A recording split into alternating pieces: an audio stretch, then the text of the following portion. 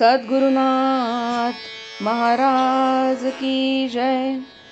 महायोगी स्वामी उमानंद सरस्वती की जय।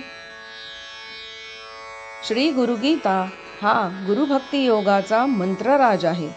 कलियुगात संसार सागर तरुण जाण्यासाठी हा महामंत्र गुरुदेवांनी स्वाध्याय म्हणून दिला आहे. श्री गुरुगीतेतील संस्कृत श्लोकांचा अर्थ महायोगी स्वामी उमानंद सरस्वती यांच्या श्री गुरुगीतार्थेश्वरी या विवेचनाच्या आधारे आपण क्रमशः जाणून घेत आहोत. आजचा श्लोक आहे 78. सप्तसागरपर्यन्त तीर्थस्नानादिकं फलं गुरोरङ्घ्रिपयो बिन्दु सहस्रांशेन दुर्लभम्. सातही सागरापर्यंतच्या तीर्थ स्नानादिकांचे फल एका गुरुचरण तीर्थाच्या बिंदूच्या 1000व्या भागाच्या अंशातही दुर्लभ नाही. गुरुच्या चरण तीर्थात 7 समुद्रात स्नान केल्याचे फळ मिळते. इतके गुरुचरण तीर्थ श्रेष्ठ आहे. मागील श्लोकातून गुरुचे परम रूप परम सामर्थ्य वर्णन केल्यावर श्री शंकर पुन्हा या श्लोकात अशा समर्थ गुरुच्या चरण तीर्थाचे सामर्थ्य व पावित्र्य वर्णन करीत आहेत. साधकाचा बहिरंग साधनेत म्हणजे तीर्थाटन, मंदिर प्रवेश, प्रदक्षिणा, मूर्तीपूजा, देवदेवतांची आराधना, भजन पूजन, उपास, व्रतवैकल्ये ह्यात नाहक वेळ जाऊ नये. एक गुरुभक्ती साधली तर ह्या साऱ्या गोष्टी सहज साध्य झाल्याप्रमाणे फलप्राप्ती होते.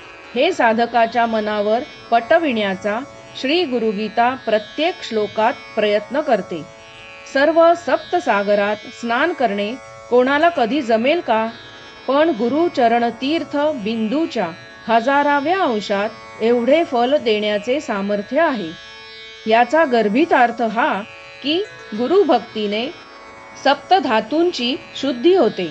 साधकाचा देह पवित्र, निर्दोष, कफ, पित्त, वात विरहित होतो. नाडी शुद्धी होते. स्थूल द्रव्ये सूक्ष्म होत जातात. देहाचा व विश्वाचा, व्यष्टी व समष्टीचा संबंध घनिष्ठ होतो. पिंड ब्रह्मांडाचे ऐक्य साधते. विश्वातील शक्ती साधकाच्या देहमनबुद्धीत उतरते. गुरुचरण तीर्थ स्थूल दृष्टीने पाहू नये.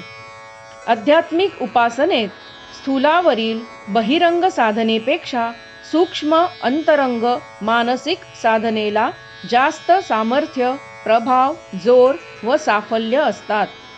गुरुचरण स्मरणामध्ये गुरुचरण तीर्थ सेवन म्हणजेच गुरु प्रेमरसायन सहजच अंतर्भूत होते. उपासनेला भक्तिभाव प्रभावित व्हावा लागतो. बाह्य कृतीला महत्त्व नाही.